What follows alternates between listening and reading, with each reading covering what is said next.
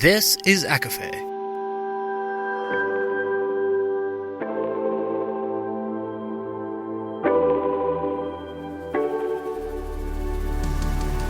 Laura Marie and Jessica Marie proudly present A Court of Fandoms and Exploration, a podcast. Fair warning, everything the hosts say is explicit, full of spoilers and adult content and shall not be used against them. They have opinions. Let's try not to drag anyone for expressing themselves and just have fun for an hour. We all deserve it. This episode contains spoilers from Bring It On with mentions of She's All That, Romeo and Michelle, and Pitch Perfect. For full list, please see show notes. There are also discussions involving fat phobia, EDs, sexual assault, and homophobia. Hi, everybody, and welcome to A Court of Fandoms and Exploration, your weekly deep dive into the fantasy, literature, and fandoms that we love. I'm Laura Marie. And I'm Jessica Marie. And today we are discussing the 2010 classic, Bring It On. Jessica Marie, this movie is in my lifeblood. This movie came out at a time where I was living this life. You were Torrance, cheer was your life? Cheer was life. Eat, sleep, cheer was the uniform, was the t-shirt. I do not recall what life was like before the movie. I know that it was dark and drab and dreary. And after the movie, it was wonderful because I was able to freely talk about the thing that I was doing with anybody because it was in the, I don't know, in society, right? Yeah, the social sphere. I feel like it's a pop culture reference that you could just integrate into conversation. Yeah, it's really crazy. Okay, I have my ticket stub for this movie. I still have it. Yes, I do. It doesn't matter how old I was. I would tell you I was not very old. I was not that old. I was quite young. So very impressionable. Very impressionable. Jess, tell me your experience with this movie. I think it will surprise no one to know that I don't know your history with this movie. Yeah. I wish I can tell you. You know how we have I remember the first time I saw this? I don't remember what that is. Probably because I was, there's some, I'm blocking some sort of memory. I just remember one day I knew it. Or one day I didn't know what this movie was. Next thing, I can recite everything. I watched it twice for this episode. And last night I just vibed. It was so fun. And I knew every single cheer. I continued the cheers even when they stopped them. I knew all of the phrases. I mean, the whole movie's quotable. And not in a quote. It's quotable not in this deep philosophical way. It's just quotable in conversation and context for other people who have watched this film. I would say it's quotable the way Anchorman is quotable. Yeah. I like when they're having this deep even one of the moments where Torrance and Missy are having this deep conversation of just appreciating each other and their friendship, but at the same time it's whoa, we're getting so emotional, and Missy goes, oh, tear, and I said that all the time, and I don't think anybody got it. Incredibly quotable. This is not a democracy. This is a cheerocracy. When I tell you I was deep in this life, and that phrase, I'd be rich. I would be rich if I had a nickel for every time that phrase was uttered in my lifetime. It is so fun. This movie is incredible. Obviously, parts of it didn't age well. We'll talk about it. But overall, it's banging. And it opened up then, and I think still does now, the conversation about cheerleaders as athletes, especially recently. We're recording this in 2024. The Dallas cheerleaders thing just came out, and the Dallas Cowboys cheerleader documentary on Netflix. And I think it was supposed to do one thing, but it really just did this other thing. And that other thing was show how hard these girls work, how difficult it is to maintain this lifestyle. And it is so physically demanding. And now bump this to high school. And yeah, your body is like young and like you bounce, you're malleable, but like holy shit, you are performing such difficult shit. Like the gymnastics is so hard. It's so hard. Oh my God. Well, and it's still so wild to me that people don't respect cheering as an athletic sport. I can't grasp the idea of why somebody wouldn't think that, especially competitive cheerleading, because there are a lot of times, I mean, Missy herself, your school has no gymnastics team. This is a last resort to do. I mean, they go hand in hand a lot of times, especially competitive cheer. Yeah, you have to tell you. Well, okay. For the most part, you have to. I did not tumble on my cheer team. I will say that. If you're competing, you have to tumble for the most part. There are some like different categories, but I will bring up the discrepancies in the cheer competition that is real life and that what is this movie as we get to it, because again, I lived this life. Just for context for everybody, I started cheering in 5th grade and I cheered up until college. I made my college team, but it was like, I didn't know that. Yeah, I made my college team. It was not the lifestyle I wanted. Did you learn that early on for a semester? Because I feel like we've known each other since forever. Like I didn't know, like, because you rushed instead. Yeah, I knew I made the team in the summer. And, okay. Yeah. So like I had to do all the summer stuff and I got there and I like met everybody and it was like this whole thing and it was just like not for a team that didn't have a football team too. Yeah. You're probably like, this is a lot for, why are we being this serious? Oh, that was exactly it. When y'all aren't that serious. That was exactly it. They were being very, as a freshman in college, they were being very serious. And I had come from, it's very, like, relatively serious. Yeah. And they were being very serious. And they did not have a football team. And the basketball team was not excellent at the time. Yeah, they weren't like D1. Yeah. So like this movie, and they were not a competitive cheerleading team. So it was like, why are we being so serious? Like, are you kidding? 6 a.m. practice? I am a freshman in college. I don't think so. 6 a.m.? That was the end of my cheerleading career. I do want to say that my roommate at the time was... I was going to say, wasn't she rowing? She was rowing. So she had 4:30 a.m. practices. So is that part of the reason why they paired, do you think? Because you were under the impression you were going to have like both, like, oh, they're both athletes. They both have early practices. I think so. Maybe. Yeah. Right. Very strange. Very strange. But focusing, bring it on. I'm sexy. I'm cute. I'm popular to boot. The boys all love to stare. Well, we don't like you either. We're cheerleaders. We are cheerleaders. Roll call. Okay, I need to stop because I can do the whole thing. I could do the whole thing. Yeah. We could have done it. We could have done the whole thing. Yeah, we could do the whole thing. I'm still big red.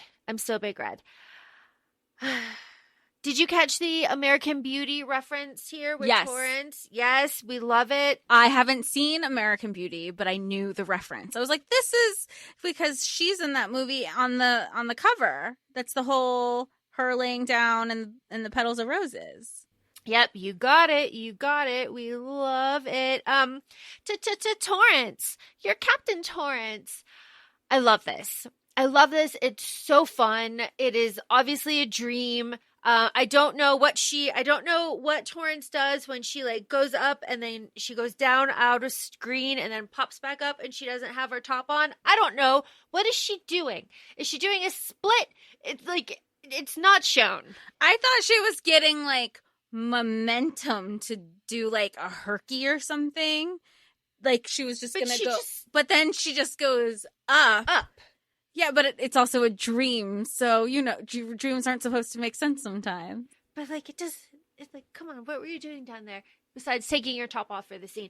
But yeah, what a nightmare. What a nightmare. Does it follow the pattern? Maybe, because they are deeply embarrassed in public as a team later on where she is in charge. So you could say that right here in this dream sequence. But when she wakes up and she says, holy shit, I remember being in the theater and everyone, it was like electric. Everyone was like, ha ha ha ha. All right. Like, we're really into it.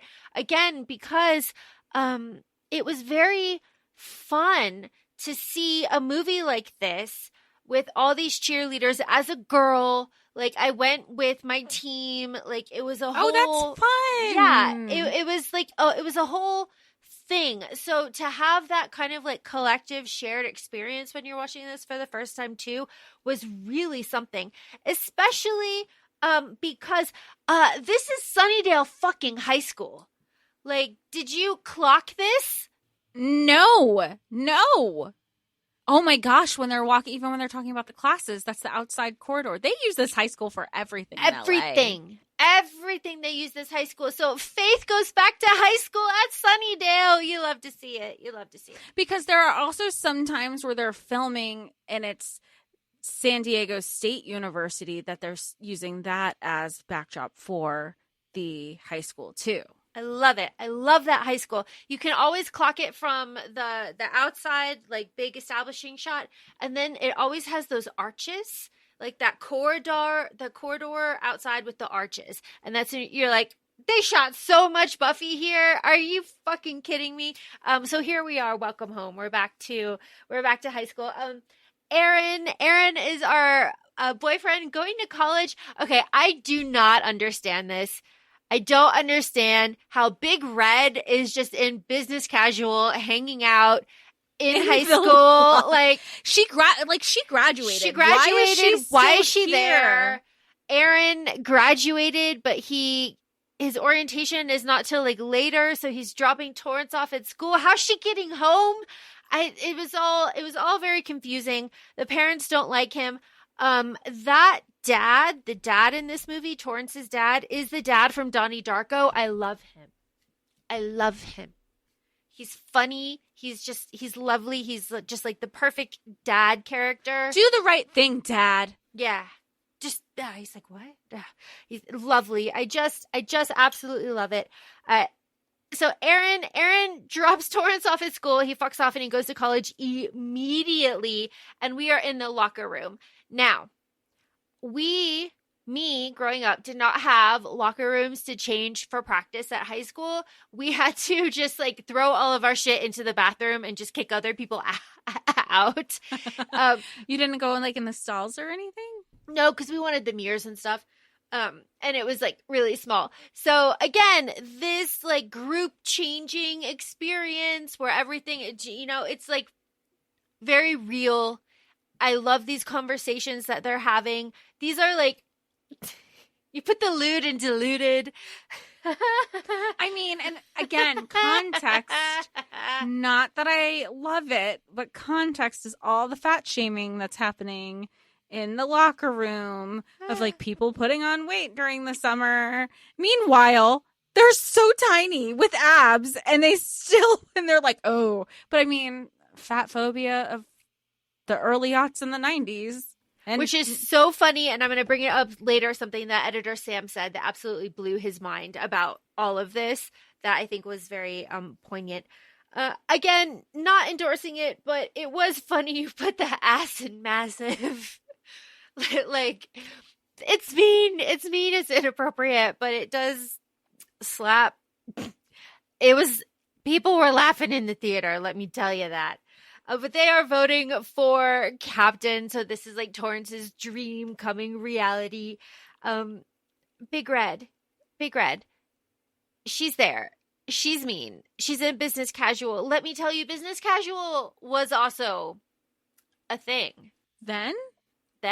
Huh. She's in pinstripe slacks, cuffed up at the bottom. And a tube top. Come on. Like old school Express, we remember. Okay. The vote, Torrance obviously wins. That slut The slut shaming that runs its course throughout the entire movie is a plot line that we are going to talk about at the end that is very important, and I think would make more sense because, like, knowing, Jess, what we know and what I told you, here you can already see where it's like, oh, this is like a little insecurity. It's starting. Yeah, it's this sprinkling in, and it feels very catty. Yeah, it feels very catty.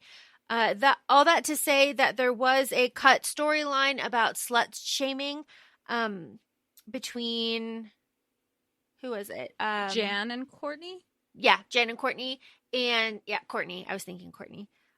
Because Jan, but also Whitney is the other one. But between Jan and Courtney, there was a storyline that was cut about slut shaming and how there was like this insecurity and like acceptance and everything, and how when she says like, oh, that slut, when Torrance wins captain, if that storyline were still in the movie, again, you could see it would start here and it would end.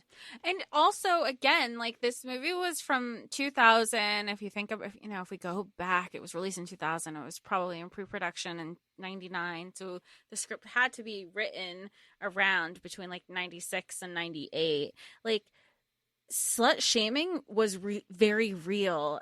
And I don't want to say it feels non-existent now. Maybe in the areas that we are in, it feels like, no, there's ownership. I mean, you don't have the walk of shame. You have a stride with pride, like, there is more control in creating and taking back that narrative. And there's no reason that there should be slut shaming. But again, at the time of this movie, it was just very prevalent and very casual. Like, it was a very common insult. Yes, it was. I swear I'm not a whore. That was just commonplace. And the stereotype, because the opening cheer is bringing to light the stereotypes that are tied with, and the stigmas that are tied with those who are part of cheer. None of that exists, and it's awesome. So, here's the thing, though. If you know on the first day of practice as captain that you want to like really make an impression, I think doing the hardest fucking pyramid that you can is not the right call. Torrance, what are you doing? A wolf wall? Are you shitting me? And I mean, Courtney brings up a good point. She says points were made. Not all of us have spent the entire summer training and working out. So Torrance might be ready, but like, maybe we took 3 months off. I am tired. We're going into our senior year. Yeah, we'll rest on our laurels. Why does everybody say that? Maybe laurels are a good place to rest. Like, come on. But of course, this ambition, they do say that, Torrance's ambition causes the injury when Carver tries to cradle out. She breaks her leg in 3 places, and she has to get homeschooled for 3 months. That's happened to you. Yes, this exact thing happened to me, and it was awful, and she broke her arm, and it was absolutely terrible. I was a base for a while, and I was also a back spot for a while. And when injuries happen, it sucks. It sucks so bad because you feel like very responsible, but it's also like there's not a lot you can do in moments like this. And when Carver specifically, she just freaks out. Like, she's sticking it, like she's doing it, but she looks down, she freaks out, and she just like screams and falls. And that is so difficult as like a team too, because you are like, I want to be here, I want to support you, but like we also have to replace you, but like we want you to be part of it, which is nice when we see later on like the shots of Carver like cheering them on with her crutches. Like, I love that. Well, it's like in Burlesque when Exactly. Not Nikki, but like she was like, I'm happy that she's replacing me. This is so exciting. I want to be there. I'm pregnant. What am I going to do? Mm-hmm. We love. So fun. Jess, as we have well known, I have no siblings. So all of these interactions with the little brother. This is exactly what having a little sibling is like. When he's like, I have to tell you, it's really urgent. It's really urgent. And it is literally just your sibling farting on you, or I don't know if you've ever done this. There's the doorknob thing. If he screams doorknob, he gets to punch you until you can get to the close. You're chasing around the house. I mean, it's wild. And then like listening in on conversations. I could think of a specific example. I was 13. I had my first kiss, announced it at the table because he heard it. Mortified. And because I am who I am, I'm like, how do you kiss right? Like, I'm Googling things, and he found my search history. I'm still traumatized by it. My godparents make fun of it all the time. I was like, we don't talk about that. That's horrifying. But it's like, that's what it is. There is no exaggeration there with that little brother. He's so funny. He is also, though, annoying as all fuck. Like, because he's a little brother. You know, he reminded me a little bit of Kieran McCulkin, and She's All That. I see it. I see it. I had to look him up. I was like, this isn't Kieran. He gives her so much shit, and you know what? It is nice to like kind of humble Torrance and like bring her down to earth just like a little bit, and like really humanize her with these interactions with her brother, and also this interaction with her mom. Very real. If you studied half as much as you cheered, like you'd be in a good spot for college. Like you wouldn't be going to like the like local branch. It kind of seems like. Yeah, they make it seem like it's really close. But, like, logistics, we know we love logistics here. It's technically 2 hours away from wherever this was taking place at Meat Ranch High School, also known as Rancho Carne. Meat Ranch. Did Sam have a field day with that one, too? Because I know he loves to bring up the Spanish. Lost his mind.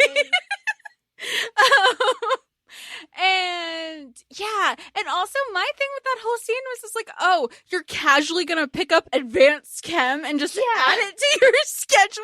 She's like, if I picked up advanced chem, will that get you off my back? Oh, you haven't done any of your sciences for probably 2 years, honestly, because you could have like, at least in Florida, I remember there's like different tiers of graduation. You could have like your basic graduation, you could have like all the way up to like your advanced college ready diploma with all like your dual enrollment and your AP classes, and then you're also having a subject matter like your academic core, one for every year that you're in. But your basic diploma, you don't need more than 2 years of science.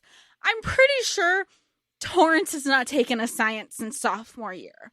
So all of a sudden, her casually pulling out advanced chem, her senior, not just chem, advanced chem, her senior year. I was like, oh, we're doing that. No wonder Cliff wasn't intimidated. Just talk about Cliff. Cliff is so cute. I don't know. There's much to say. It's the whole drive me crazy experience when we met Adrian's character. He walks in, he has his Chucks on, and I'm like, oh, he's cute.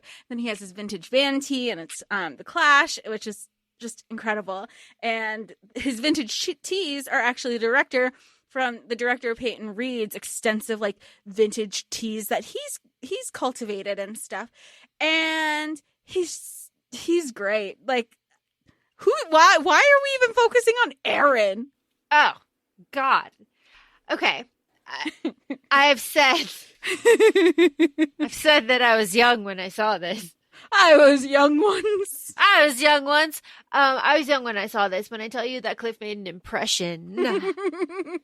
An impression was made. This is your same, what is it? Same font, different color. What is this? Yeah. I can't think of it right now. That's exactly what it is. Editor Sam saw this. He goes, oh God, how old were you when you saw this?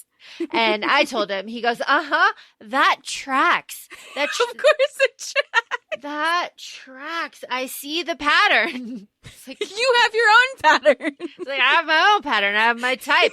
My type is Cliff, because let's remember, I was Torrance.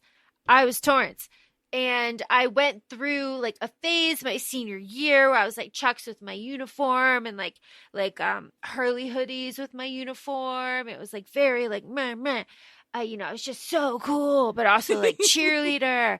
How very Peyton Sawyer of you. I know. Oh my gosh, with my rebel boyfriend, like who's kind of in a band, but not real. Like it was a whole fucking thing. But you could say that this is the blueprint for high school Laura, and you would not be incorrect. Cliff is really good. He has this whole thing here with the loser sneeze, just kind of telling us that he's moved around a lot. We are not told what his parents do, but I see his house, so they do something. And this is, I decided I've made this headcanon, this watch for the episode. He's like, my last name's Pantone. He has a sister. They have a house. And then, key thing, his parents had a gala to go to. They're not even a gala, a benefit. So they were benefactors at something, and they weren't going to come home until they stumbled in the next morning. So I was like, they're the Pantones. I was like, they're giving us our new Pantone color. And that's where I was like, they're probably, let's just assume La Jolla or something, because them casually driving up to East Compton on a Tuesday. I'll get into the logistics when we get there too. I'll tell you all my research I did there. Just amazing stuff. Again, I have tried out for cheerleading 2, 4, 6, 8, 9, 10, 11 times. I have gone before. Because you had to try out between seasons too, from football to basketball. Okay. Yeah. So I've tried out at least 11 times. I've gone before that panel of judges, and I have done it. It's usually just like this. It's usually you by yourself or in a group of 3. If you're lucky, you're in a group of 3. If you are just going through it, you're by yourself. It sucks. It's nerve-wracking. You want to throw up and shit your pants at the same time, but also you've got to nail your tumbling, and that's hard because you're sweaty.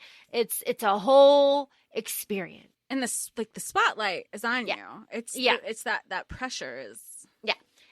And also too, because it's usually, and here's the other thing. Where's their coach? I was thinking that a lot. I was thinking about, like, where's the coach? Where's the faculty advisor? Who's managing accounts? We had this conversation again and drive me crazy, where all of a sudden you're trusting a bunch of sophomores and juniors handling the homecoming committee money for this bicentennial event. Here we are again. We need money for who's hiring the choreographer, who's where was everything? Where was anything? Yeah. Where's the coach? Because whenever I tried out, it's the coach, and then it was like other people, either from the high school, from the athletic department, or other people from the community that were also in the athletic department. And then like maybe the senior like captain and co-captain. It was not just like a jury of my peers. Like it was not that. And there is no co-captain. There is no like level of leadership. Absolutely not. Which is crazy, because like I again, logistics. It's probably just to make everything easier. And like flow quicker too. Yeah, and like flow faster. But like, but no, absolutely not. So to get up here and to go through all of these people, though, that's some real shit. That is some real shit. The stripper, the Broadway dancing, the little sister, the ballet, the crying, the robot. I wonder if Pitch Perfect took this montage as the inspiration for their tryout montage. It's just mwah, chef's kiss, delicious. Did you ever have to create your own cheer routine for tryouts? You goddamn right I did. When I was in 5th grade, that was necessary for tryouts. You're goddamn right I did. We all had to. It was a whole thing, and you had to do like certain things. You had to like it was a whole thing. And yeah, terrifying. That was my first actual tryout that I had to do, and I had to come in with an original cheer. You couldn't get any of the cheerleaders to help you, and they would know, and it was because it was crazy. It was crazy.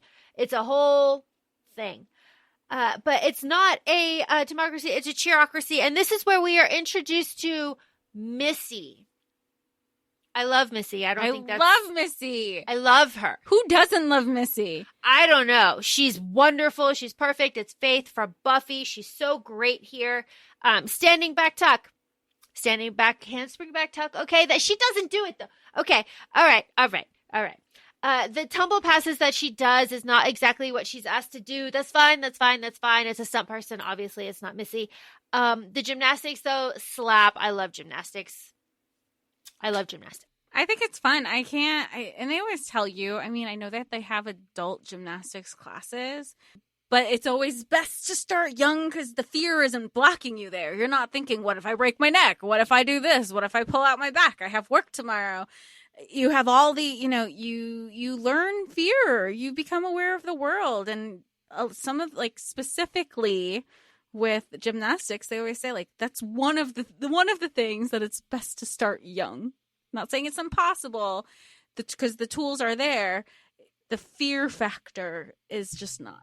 We have the, you're a cheer-tater, Torrance. By the way, a pain in my ass. And a pain in my ass. But besides, Missy looks like an Uberdyke. Again, sign of the times here. Again, very common usage during this time period.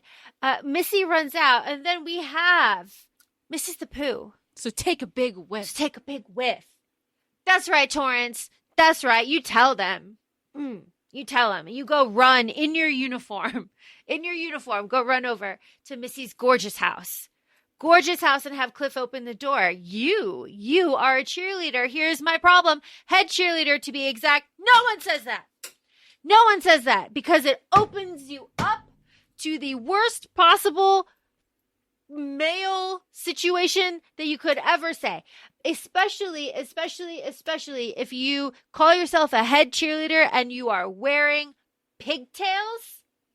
Stop. The boys, the men will let you know exactly what they think of that. Yeah. Head. Oh. Yeah. So you're the head cheerleader. Yeah, you're the head. Does that? You got handles. I see you live up to your name. It's quite something. The boys were really something at this time. So, no, nobody called themselves the head cheerleader. You just don't say that. Why? Call yourself the captain. And she doesn't call herself the head cheerleader any other time except when she's, like, flirting a little bit here. No, and she, like, wanted to, like, I'm the best of the best. And it's different because we're not saying, like, don't assert your dominance in, like, what you've earned. Because it's like in the Olivia Cook interview when she goes, when somebody referred to her, Allison's character as Patty's wife, she's like, I'm actually the fucking queen. Like, that was Torrance's intention. But not how it came across. It's not how it came across. It's not how it came across at all. No. But I need her. She says to Missy, to Cliff. She needs to be on the team. She's the best. I need her. Cliff is like, let's hear her out. Missy decides to join the team. And then we are at practice. I said, Burr. It's cold in here. I said there must be some Torros in the atmosphere. I said, O-E-O-E-O. Ice. O-E-O-E-O. Ice. Break it down. These white girls honestly thought they ate with that. Missy runs out, of course. What the hell? What's up? She's like, I'm not about stealing. She's like, get out of the car. I'm going to kick your ass. I'm going to kick your fucking ass. Let's go. I love it. I feel like, and Missy getting out of the car would be you. You'd be like, let's fucking go. And she's like, It's like, let's go. It's like you ripped off those cheers. And then we have our logistical road trip. Jess, talk to me about it. Okay, so they're on the road for a while. At one point, they're leaving town. They're in San San Diego based on all the context clues that we've had up until this point, and they are 106 miles from LA. East Compton from San Diego is 113 roughly miles. So they're probably like, coming from like the suburbs of San Diego. And this drive is 2 hours and 5 minutes on a good day. And by a good day, I mean I checked not during rush hour. I didn't even check in the middle of the night. I checked not during rush hour. So these girls, it's after school. It is rush, like, it would be rush hour. It is key rush hour. Of like, this drive would take minimum 2.5 to 3 hours in rush hour, which is what they're hitting. And there's not like there's multiple ways to get there. You take the 5 to the 405 north, and that's it. There's also like another way, but again, like, you don't split the ways, and it's only like faster by 5 minutes. You don't split the ways until you're like closer to LA, like more by Anaheim. So to do this on a Tuesday after school, and then you have the game. So the game is usually around 6 or 7 start time, and it's night out. So now we're probably wrapping around 9. I don't know. Talking this out, they still have to drive 2 hours home, 2.5 hours home on a school night. I can't, like, what, you're going to be home at midnight? Our parents would never. And I don't know if you noticed this, but there are no cell phones here. No. And I get that. Like, it's a sign of the times. People used to travel without cell phones all the time. But could you imagine? Like, we had cell phones in college. We had cell phones in high school. So to not have like any sort of communication, this is why people say like, oh, I grew up during the best time. I didn't get my shit tracked. I just couldn't imagine. But even like being out that late on a school night, even as a senior. And I can understand, like, we're kind of led to believe that Missy's parents are kind of like absentee, but we know Torrance's parents, like, they're on her ass about school. You don't think they're on her ass about this? Like, come on. And and the other thing is, like, to go that far. My senior year, I was begging, because, I know we've shared, I grew up in Florida. I was begging to go to Halloween Horror Nights one year. I had never gone on an overnight trip without my parents. And, like, I was begging to go on this trip with my friends, and her parents were going to be there. And they were still like, we don't know. I had a job. I had good grades. I was paying my own ticket. Like, I just needed their permission. I had never wasted so many Post-it notes on I had it on their coffee handle, on the coffee mug, on the mirror, on the blow jar, anything that they were using, there was a Post-it. So they knew that they didn't give me an answer yet. I think they were just tired of seeing paper everywhere. That's a flex. I don't know. I think it's not really. It's the only thing I ever convinced them of. All right, we have our Clovers. We've made it to school. We've made it to the basketball game. It is halftime. We've made it to halftime at the basketball game. So there was a lot of traffic. Do your thing, Isis. Brr. It's cold in here. You think a white girl made that shit up? Okay. She's not wrong. She is not wrong. We have the Clovers doing their halftime routine. It's a great halftime routine. It's fire. I like how Isis controls the crowd. They're really good. It's awesome. This confrontation outside of the school, were the ethnic festivities to your liking tonight? Let's beat these Buffies down, with Raggedy Ann, with her head glued to a video camera. A camcorder or something. It's a sign of the times. Go look up what that is. Go Google a camcorder. You'll see. This is Isis. Isis is like, you've been coming in here for years and stealing our routines, and we just love seeing them on ESPN. But all of that's going to change this year because me, Isis, I'm captain. We're going to nationals, so watch your fucking ass. Well, I wonder what happened the previous 3 years as freshman, sophomore, junior Isis, that it had to take her senior year to, like, make change. For real. But she's determined. Like, she's like, we are doing it. I'm captain. It is not going to happen. I love it. I need to tell you that curses are real.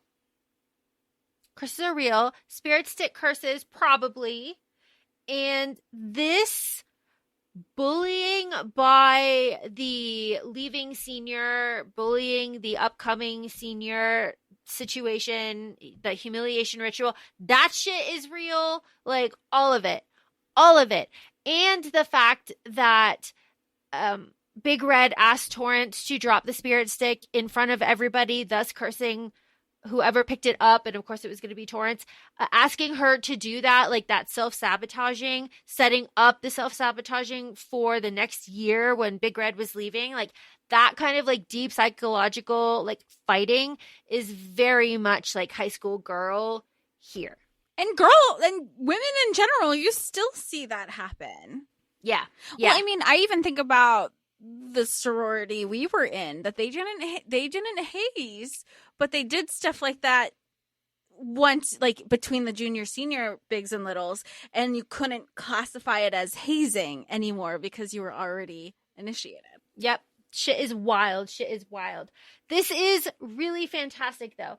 Because Torrance tells Missy, like, this is happening because of what I had to do at cheer camp. I'm cursed. And Missy's like, you're fucking crazy. Like, that curses are not real. Well, and she's like, my life is a lie. And Missy's trying to be like, well, at least it's just cheer. And she's like, no, I am cheer. This is it. And I think this also ties in to, because there's also like, you know, the SOS that she's trying to get a hold of her boyfriend at the dorms and he's not picking up, and she's just like, we have a real situation on our hands. It's the big feelings that we talk about, that everything is like, this is the priority at that point in your life, and when this is essentially her life and everything that she's been working towards, it feels all for naught. And she's like, I've lost complete control of the entire situation. Again, where's the coach? Where's the coach? I know! None of this would be going on without the coach. Torrance wouldn't feel this pressure if there was like the coach. But okay. She tells the squad the next day, like, hey, tell me that none of you knew that this was happening. Like, and of course nobody knew, you know, Big Red never told them anybody. She was really mean. Which I believe. I absolutely believe that. They vote, though, to keep the routine that they already have and use it for regionals. So that's happening. That's happening. We have a scene with the little brother, which is like really funny. She talks about like, you know, Aaron's probably scamming on guys, feeding into like the stereotype that male cheerleaders are gay, but it is a sign of the times. But that annoying little shit. I just want to, you know, it doesn't add to the movie. Like, you take him out, it doesn't drive the story. He has it is, I think it really just adds to the believability of it. Yeah, like she's actually in high school. Like, this is actually like really a thing. It's good. It's good. We're picking up Missy. It's game night. Missy's doing her little dance, like in the front of her house in her uniform. She looks fantastic in that uniform. I love that. You know how many times I did that dance by myself in my room, where her little like show off her fit dance? I did that so often. It's wonderful. Torrance is going to spend the night because, just as you said, her parents are at a benefit. They'll be pouring themselves into bed at dawn. We have then the weird conversation in the car. It's just weird. But we have here the admission by Jan that he and Courtney have a little handsy thing going on with the Spankies when they are in a stunt. And it's really funny, too, because they're like, God, don't make him say it. Like, come on. She's like, your fingers slip where? It's like, I had one male cheerleader on my team my freshman year, just one. He was the nicest, most wonderful, sweetest golden retriever in the world. And he did it because it looked really, really good on college applications at the time. And now he is still a wonderful golden retriever active in my community where I grew up. So that's so nice. It was like really lovely. Wait, do I know who it is? No, Like, you've never told me this story. No, Okay. yeah, Okay. like, because there's nothing. Like, he was Yeah, lovely. he was It was just, like, a wonderful. good person. He's just a great person. But that was my freshman year we had him, and then he graduated, and I never had another guy on my team. And I was always jealous of the co-ed teams that could do the amazing stunt work. Like, you can just get so much higher when you have the guys, like, tossing you. It was just so much fun to watch. So to be, again, at the, like, Friday night football game when your team being shitty, like, take me back. That was it. What they don't tell you is standing behind all those football players, they stink. Oh, I believe that. And they're like, high school boys stink. They stink so bad, and they stink more. Like, they start off stinky because they don't wash their gear, and they stink more as the game goes on. Start off stinky and they get stinkier. Well, and you have to stand behind them, Yeah. you know, and like kind of follow them on the sideline as they go up and down and like do the cheers for offense to defense. And when that wind is going, you're just like, ugh. So, you know, a little reality they don't inject here. And it's like it was like the Florida heat too. Yeah, it was really, really, really gross. Very but Friday these Night Lights. of very us. Friday Night Lights, but all of this, you're having cheer sex with him. That shit is so fucking real. I love the whole don't play dumb. We're better at it than you. We're better I was at like, it than you. I love this. It's amazing. It's amazing. That's all right. That's okay. You're going to pump our gas one day. Doesn't make sense unless you're in New Jersey, but that's fine. Yes, because I did my research for that part. I was like, this is an interesting line to say because at the time of this movie, there were only 2 states who pumped where your gas gets pumped by an attendant, and it was Oregon and New Jersey. And then as of us recording today, no, it is only New Jersey, which is wonderful in the winter. I never have to leave my car. Yeah, it is really lovely, and I do miss it a lot. Pumping your own gas in the winter sucks. But they do that cheer, and let me tell you what. For a couple years after that, a lot of we heard that cheer a lot. We heard that cheer a lot as when we were visiting other teams for games.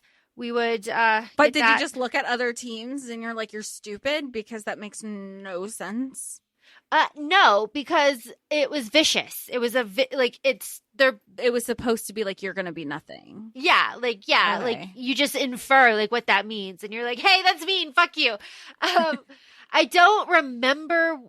Oh, we sent out a girl who was really good at tumbling passes. I like those are the ones that I love is like the smack talk through tumbling. Yeah. Because we had one of my friends in high school at the time. She was on varsity as a freshman, but she came from competitive gym. She was like training for the Olympics, and she was like, I actually want to have a life during high school. So she quit her Olympic training, and so she would tumble on our cheer team, and that set the precedent for everyone after her. Like, we didn't have a tumbling cheerleading team, and then after she brought tumbling was required as part of our team. But every time the other cheer team would try to like tit for tat, we were like, Katie, Yep, you're up.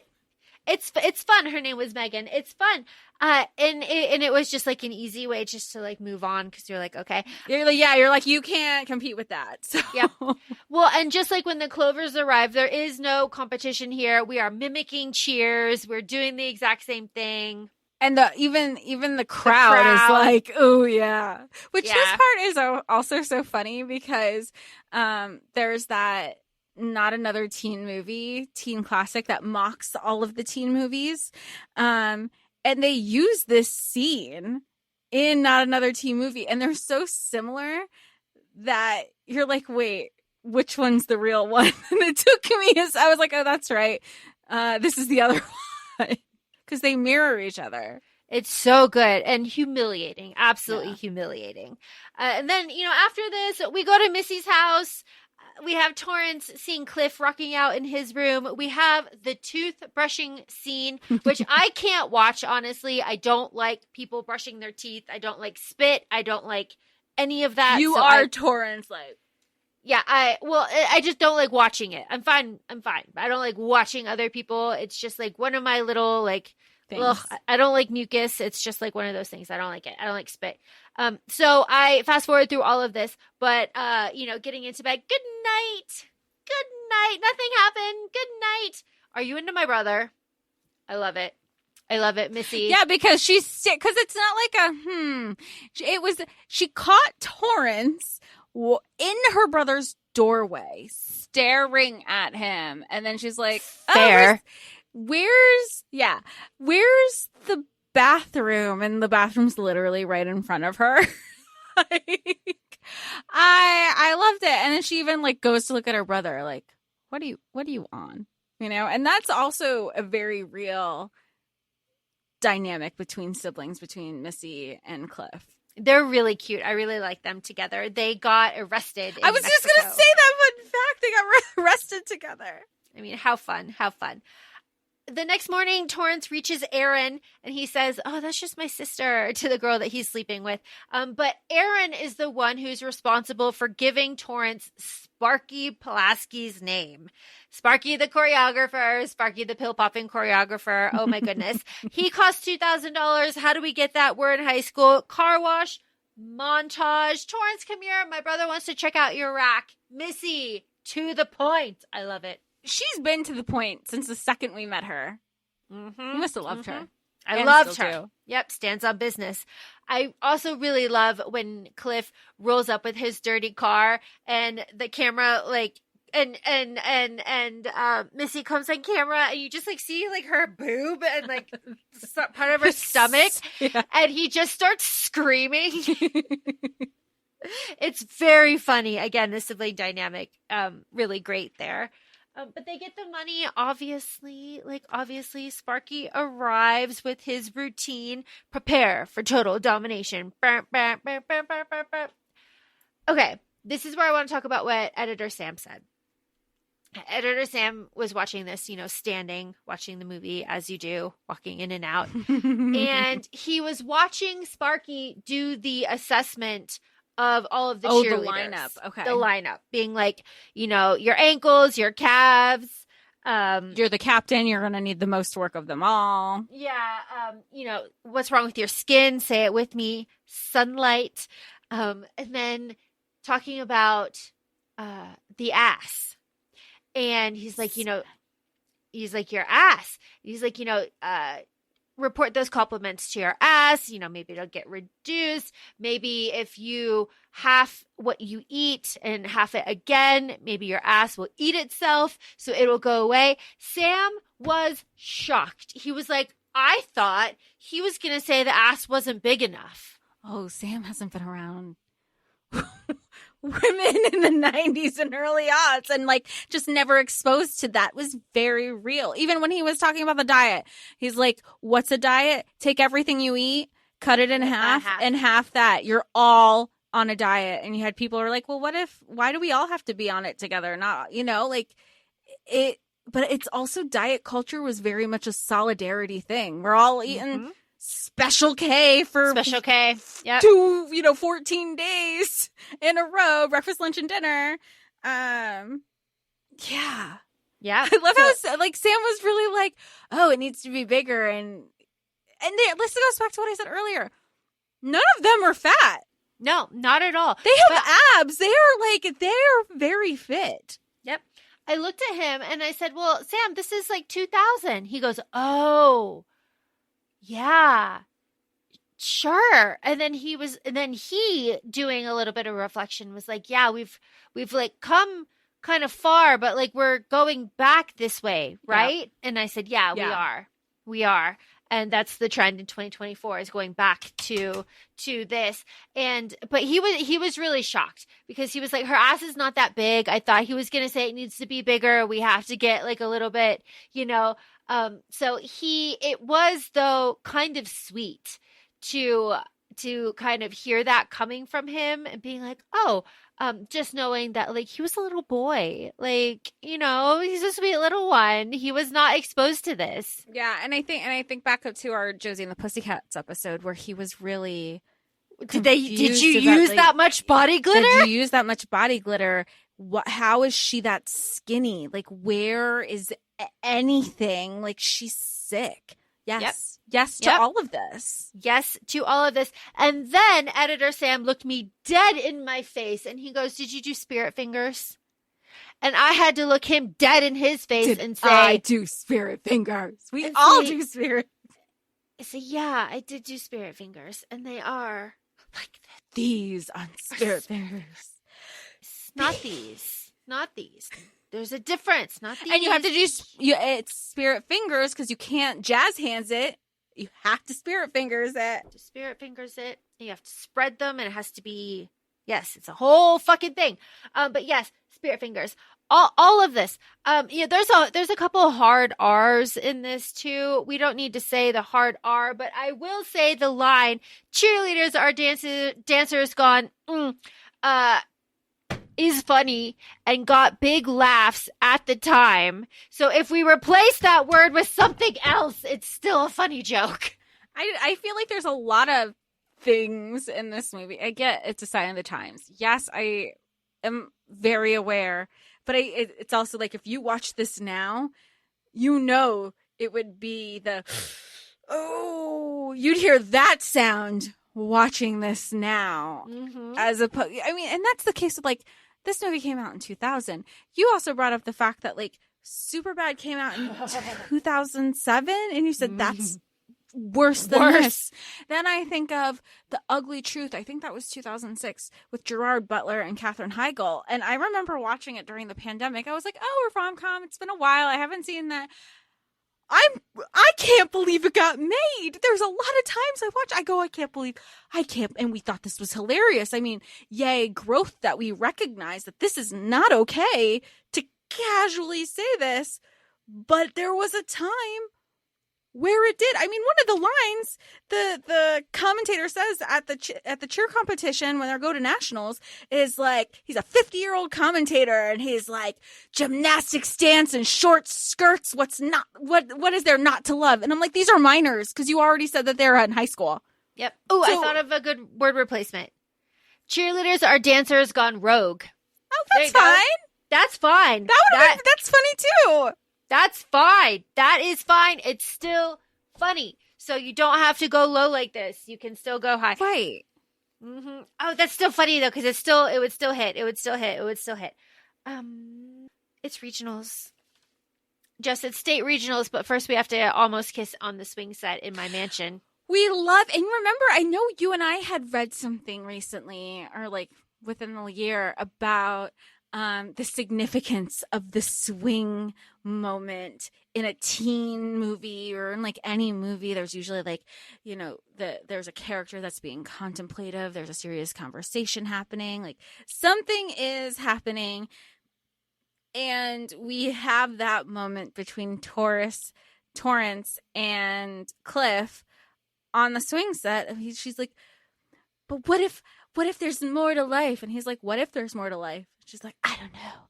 And then Missy is kind of oblivious with it with Torrance, but she clocked her brother having a crush for her friend for the longest time. And it's very much a best friend's brother trope because honestly, I feel like you can tell that Torrance knows a lot of people, but she doesn't have a lot of friends. And Missy is the first person that she feels is her friend. Yeah. And she says later too, when they're at a competition, like, thank God you're here this year. Like, I just couldn't do it. But Cliff also says, like, he doesn't say the words like, I believe in you, but he says, like, I know you can do this. Like, I know you can do this. And Aaron, her boyfriend, still technically is absentee and not giving her any sort of like support. Yeah, maybe you're just not captain material. Oh, we'll get there because that's coming. Oh my God. State regionals, welcome to the world of competitive cheerleading, Missy. This is the montage where we set up what competitive cheerleading is. This is all accurate. I hate to say if you were questioning, it's all accurate. Get over it, hag. The girl with her teeth kicked in, that actually happened. That's a joke that happened in actual competition. Google that. But the Clovers are there The Clovers are there. Also, the coach-judge interaction where she's like, you were looking down. How can you see what they're doing? You're looking down. That happens. That like the stage mom of it all. Yeah. Yeah. All that shit happens. All that shit happens. The Clovers are there. Sparky's routine. I remember hearing that music and my heart like dropping, being like, oh no. When they found out somebody else used it. Yeah. Who doesn't love a good jock jams? For real. Prepare for total domination. Really, really awful. Just the worst, you know. They have to perform the exact same routine. They do. It is dead, utter silence. Immediately after, too. It's not just like, you know, a couple teams in between or at the end of the day. Like, did we watch this? I can't remember if we watched this. No, it is immediately after. And they are reigning champions, like defending champions. Like, oh my God. I also want to know if you were defending champion, maybe, and this is like a critical question I would be asking, if we were a reigning champion team and where's your coach? Yes. And then we hire this choreographer and I'm like, this level of like this skill level, this technicality is not what we're used to. Like, where are those? Like, who is asking those questions? Because at the very least, as captain, Torrance should be. Like, we're actually capable of a lot more than this. But they're also 17, desperate, humiliated, and not knowing what to do. Like, I get it. And I think that it serves as like the reality check to like really like this is us experienced with life asking these questions. Like they're 17 without a coach. Like I get it. Like I get it. So silence, the UCA official comes over. Like there's no precedent for this. He hawked this routine up and down the coast. There's 6 other teams that have it. Like it's really bad. Is you know how they were like, it's not okay, but it's frowned upon. Is it frowned upon hiring a choreographer? That's what I couldn't pick up. Yes. Oh, because it's not original content from the team. Yeah. Okay. Yeah. You have to like do your own stuff. Cliff and Aaron are there in the audience, and it just does kind of show like how important cheerleading is to Torrance, because Cliff's like, "Hey, Torrance," when she's talking to the UCA official, and she's like, "Shut the fuck up!" Like, this is really serious. And Cliff's like, yeah, no, it's totally cool. Like she'll talk to me later. Like it's fine. It is glossed over here that when Big Red confronts Torrance about how she had like spoon-fed her a winning season and how she's ruining everything, Aaron does say that he's the one that told her to call the choreographer. Like he owns it. He's like, this isn't on her. This is on me. Like I was the one. He took ownership there again. Like we're on credit where credit is due kick lately. So yeah, there you go. So there's that. But you know, it's not good. It's not good. And then we have the maybe you're just not captain material. I just can't. Just do what you're good at. Cheer, Tor. Cheer. Shut the fuck up, Aaron. Awful. He drops her off at her house, though, and Cliff is waiting. Cliff is waiting with flowers and the mixtape song. Oh, my God. Not just, like, it's a mixtape with the song that he wrote. He wrote her a song, and he recorded it on the mixtape, and Torrance should have broken up with her boyfriend then and there. Yeah, can I tell you, all of my high school boyfriends did live up to this trope. Really? I got a mixtape out of every single one of them. Did you set that precedent? Were you like, happened. Here's part of my standards, these are my expectations? It just happened organically. It was so fun. Stop. So fun. I never had an original song where I could dance and get my groove back with my pom-poms in my room, though. That never happened. Which was completely improvised. Yes. And we love that. But Cliff is mad because he saw Torrance kiss Aaron at the car, and he's mad. And he stays mad from here until nationals. So just saying that. Just saying that. You believed in me. You believed in me, bro. We're back at practice, though. We're back at practice. Courtney and Whit, Aaron called us. He said that you were stepping down. We totally respect it. Girls, Torrance is not to be harmed. I'm sorry. Shut the fuck up. Also, Torrance never even told Aaron that she was stepping down. And she says the only person that can resign the position of captain is captain. So, like, I'm not resigning. You can quit if you want to, but you're running scared. Like, this is our chance to be really original, because Whitney and Courtney want to forego nationals. They don't want to learn a new routine because it's in 3 weeks. But no, because at first I remember you.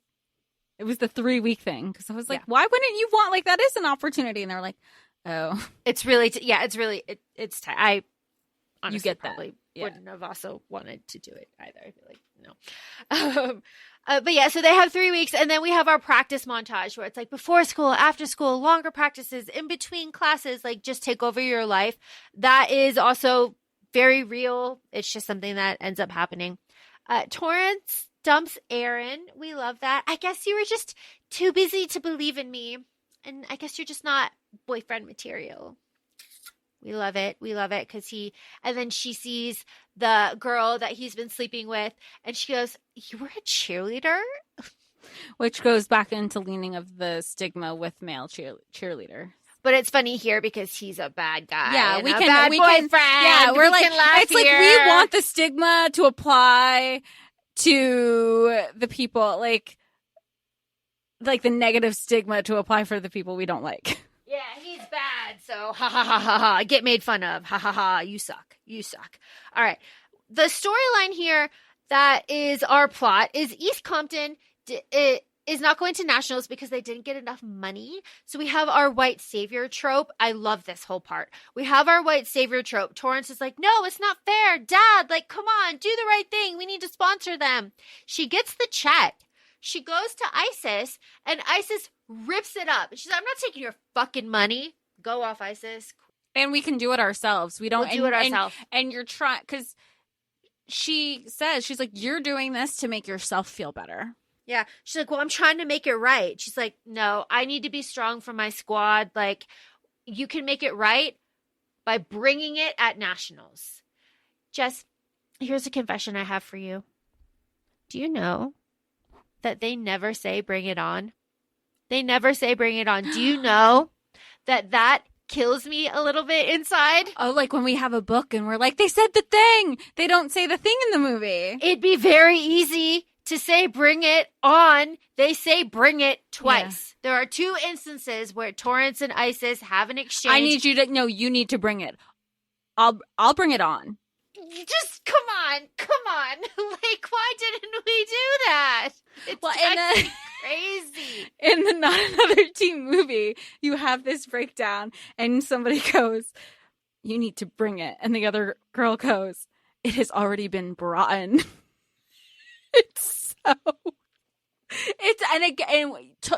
Talk about movies that don't age well. If we're here saying this didn't age well, Not Another Teen movie has aged even worse. Yeah, it's really bad.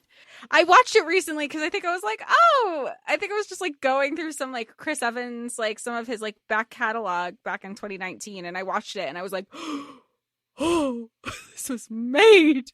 It was made. That's the thing. It was made. Torrance to Cliff, can I talk to you? I dumped my boyfriend. He didn't believe in me, but you did. Everyone's staring at Torrance as she's screaming, you did. Cliff has Stop, you sound like a crazy person. Yep, like you're in high school. Stop. Everyone's going to be talking about that shit. I know. Like, stop. It's like you're the captain of the cheerleading team. Like, stop it. This, though, Jess, you said you continued the cheer here. Missy's like, Cliff, you're being stupid. Like, she likes you. Like, what are you doing? Like, he's like, well, I thought I told her how I felt. Missy's like, well, then try again. Like, we love it. Aggressive. Be aggressive. BEAGGRESSIVE. Yeah, I'll stop. I'll stop. I'll do I can do the arms.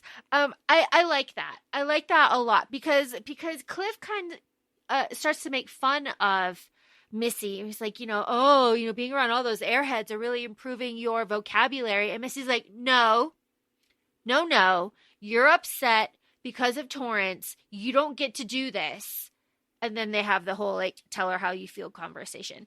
And I also like that this was never Missy never felt like Torrance was only friends with her because of her brother, and Missy like quote unquote gave permission. Like she wanted them to be together.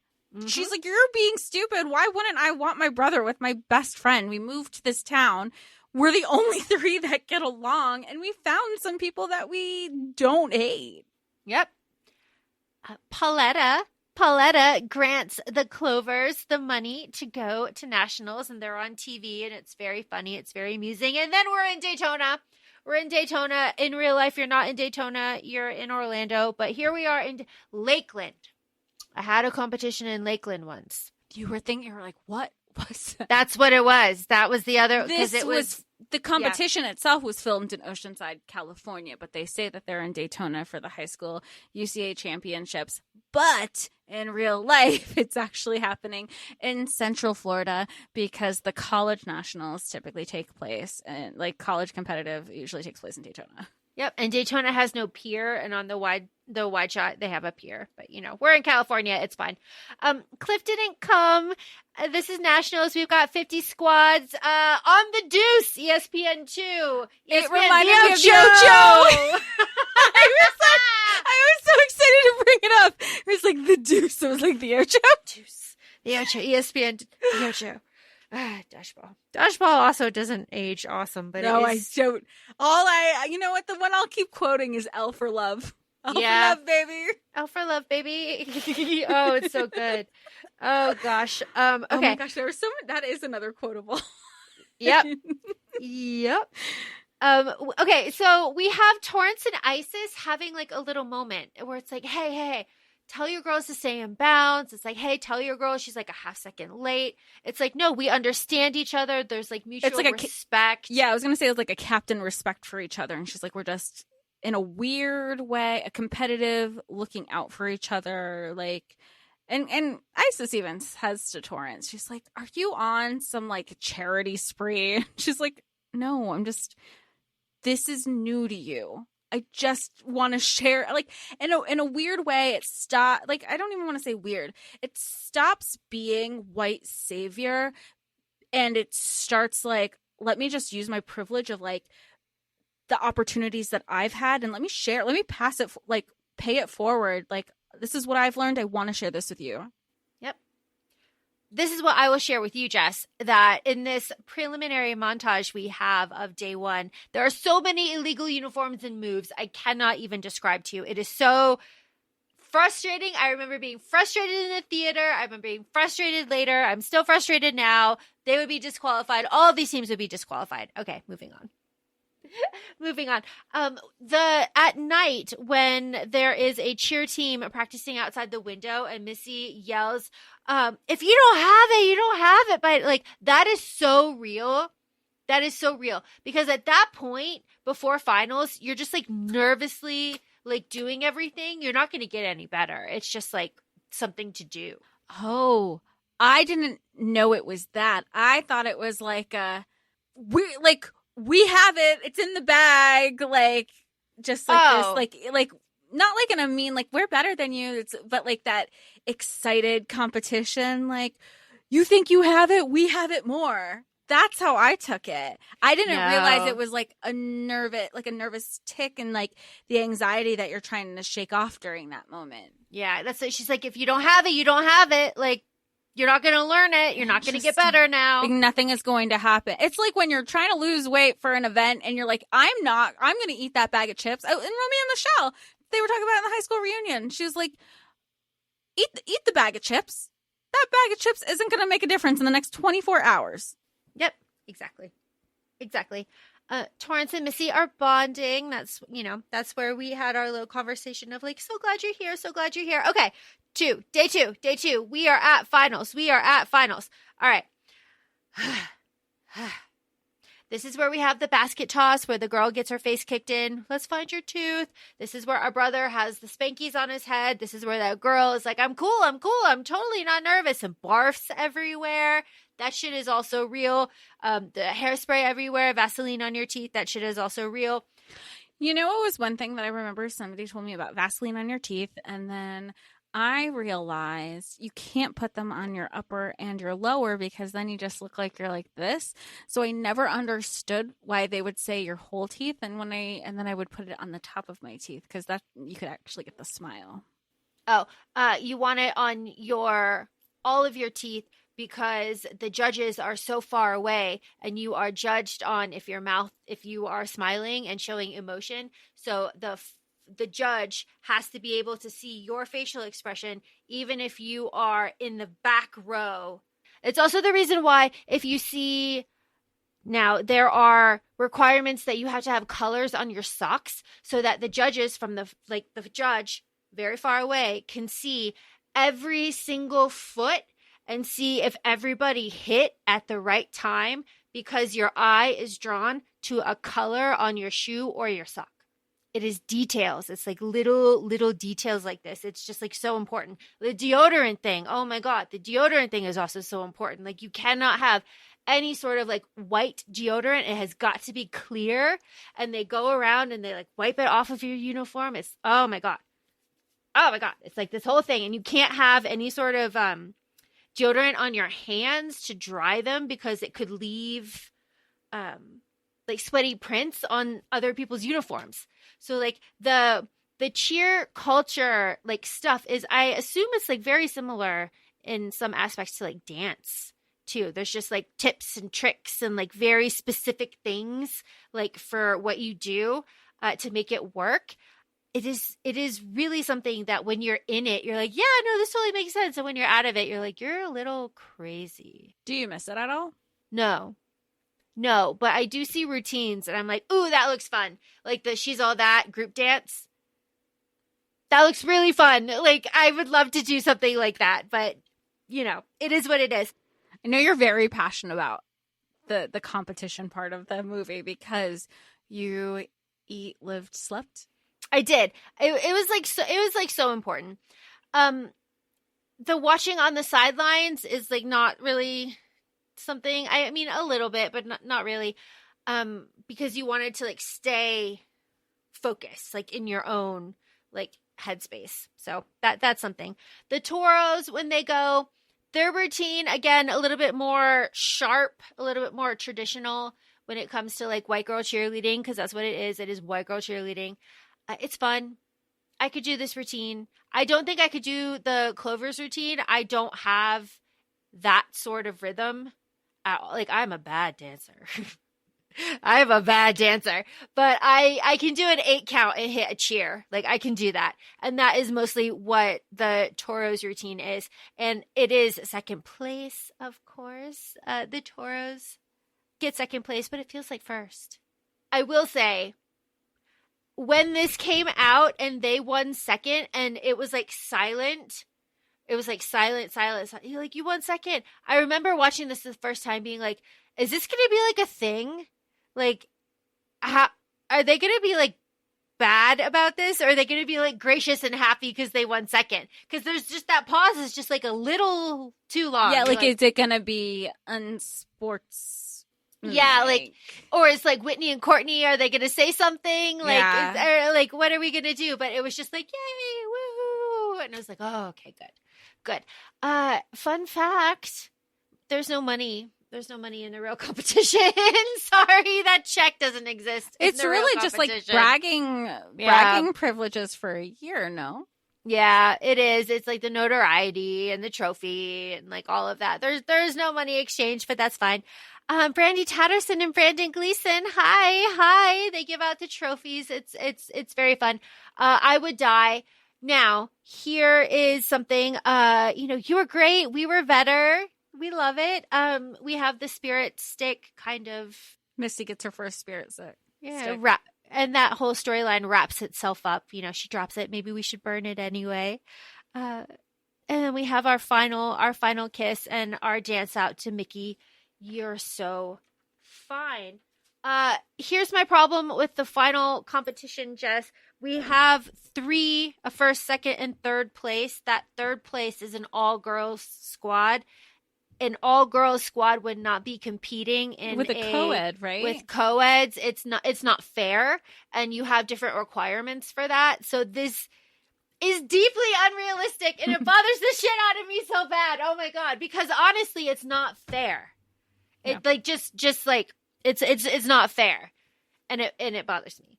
But that's it. That's all I have to say. So, some of my fun facts is the budget for this film was $10 million. And this is why we didn't say it's not exactly a cult classic, because I know in Our Death Becomes Her episode, typically it's a flop at the box office, but it gains cult classic over time. But this one was pretty good out the gate. It had a $10 million budget, and it had it made $90 million domestically. 40,000 of that 10 million budget was to use Cherry Pie during the audition process for the music rights. It is said, Gabrielle Union is on record saying she told followers, I think it was January 2022, there's additional footage of the Clovers that was shot exclusively for the trailer for after test audience told studio executives they wanted to see more Clovers. None of those scenes that the Clover, the extra scenes that the Clover shot, made it into the final cut. So that is something that obviously it just kind of feels like you're baiting audience thinking that there's going to be more content when that was never really the case for the trailer. Torrance says that the mothers have killed to get their daughters on squads. And Torrance's mom says that mother didn't kill anyone. She hired a hitman. And it was in reference to Wanda Webb, who in 1991 wanted her daughter on the cheerleading squad so bad that she tried to hire her ex-husband's brother to kill her daughter's biggest rival, as well as the rival's mother. So that's a real story. Everybody in Bring It On had to audition. Missy and Jesse ended up in jail while filming the film. The film's choreographer, there were 2, one for the Torros, one for the Clovers, and that's because the director said he wanted one of the choreographers to create a quote, really stiff white girl version for the Torros, a white girl version of the Clover's chair, and that was told to BuzzFeed. Bring It On's films, the screenwriters for Bring It On also wrote Stick It, Aquamarine, and some episodes of Sex and the City.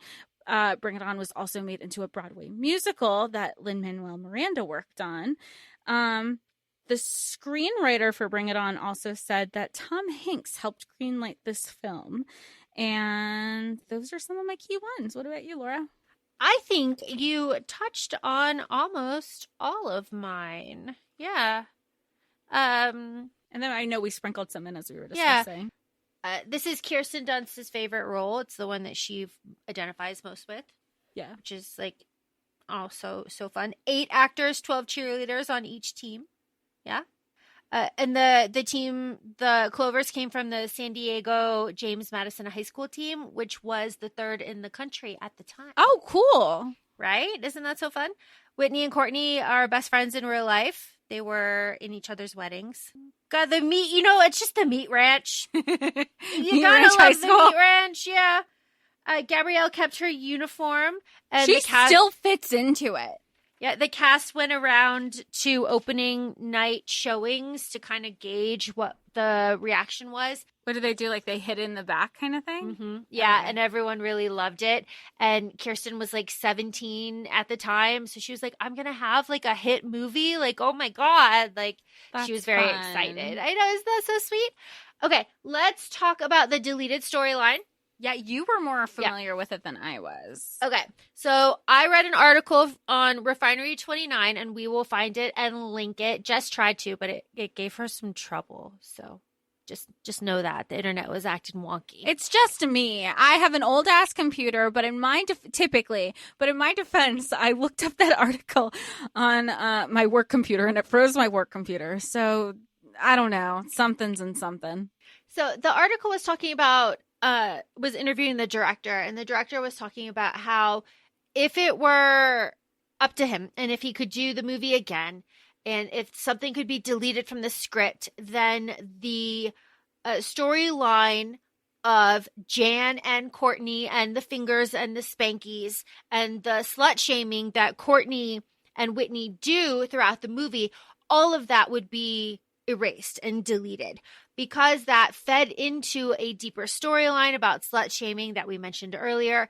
And that by taking out that broader story to cut for time, what has been left in the movie is gross. It's kind of rapey. It's kind of just not something that vibes with the rest of the movie, and it kind of takes you out. And they were trying to like push sexual boundaries and sexual like conversations, but since the meat of the story got taken out, what's left is like kind of exploitation-y and gross, and not something that the director and screenwriter are proud of. And it sticks out. The quote is, it sticks out like a sore thumb, pun intended. Yeah. Because I didn't know any of that background, and watching this movie now, I'm still like, this is all gross. They're all in high school. Like, I understand that this is like they're in high school and the target audience is high schoolers. So like at the time it doesn't feel gross because you're like, yeah, those are probably some of the jokes you're making with your friends too. But watching it as an adult, and I'm like, these are adults making these storylines on minors. Like, those are minors, and we're hypersexualizing minors. And it was just, again, I love the movie. It's just how far we've come. And I like that the director was like, yeah, no, like, I realize this aged really, really, and what it looks like, too. Yeah, and also giving a little bit of context too, Yeah. being like, the studio told us to we had to take this shit out, like we had to do stuff. And there's also some stuff about like the opening scene was almost cut because like the old white man didn't like it and didn't get it, and like all sorts of stuff like that.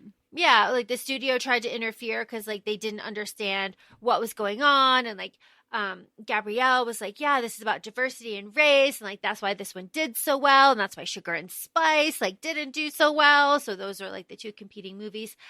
So there is like a bigger conversation there that like the diversity movie did really well, the one that wasn't about diversity didn't. But also there's this weird sexual undertone here that the director wishes that was gone, and that's really reaffirming, and you know, it kind of gives you a little perspective. And I feel like the movie, it was like about the spirit behind cheerleading, and not here are cheerleaders and here's their romantic subplots, which was happening a lot with teen movies at the time. Not that we're hating on those. I mean, we've covered so many like teen rom-coms on the podcast so far. So like, but this was not about, like, yeah, there was romance, but it's like when we talk about the books where you have romance with plot and then you have plot with romance. This was plot with romance. It was, you could have taken her, you know, Torrance's romantic relationships out of it, and the core of the movie still would be there. It would. And it does make sense when you kind of think about it as like this started off as like a cheer documentary, like Cheer Fever, right? So that being like, oh, well, you were saying like the lives of the cheerleaders and the interplay on the team, like that is kind of like the documentary aspect of it. So I can kind of like see all of that. It's just really fun. I really love this movie. Of course, like both of us, we can quote all of it. I've seen it 1,000 times. It is just so fun to reminisce about this movie, but it's also fun to watch in the summer because it's happy. You have cheer camp. I mean, a lot of the things. I mean, cheer camp was in the summer. You think you even said earlier at the top of the episode, you're like, it was in Daytona. Yep. It was hot, and this movie actually released in August. So like, the timing felt right. And now we, like, who knew when we set to record this, we had no idea the Dallas Cowboys cheerleaders documentary was going on. So the timing worked out really well for us. And two, this movie is very simple and happy and peppy, and like there's a lot of joy here, and there is nothing wrong with a little joy. We could all use some more. Yeah, and with that being said, feel free to follow us on Instagram. We're at ACOFAE Podcast. We're also both on TikTok, ACOFAE Laura and ACOFAE Jessica. We will talk to y'all soon. Can't wait to hear from you. Bye. Bye.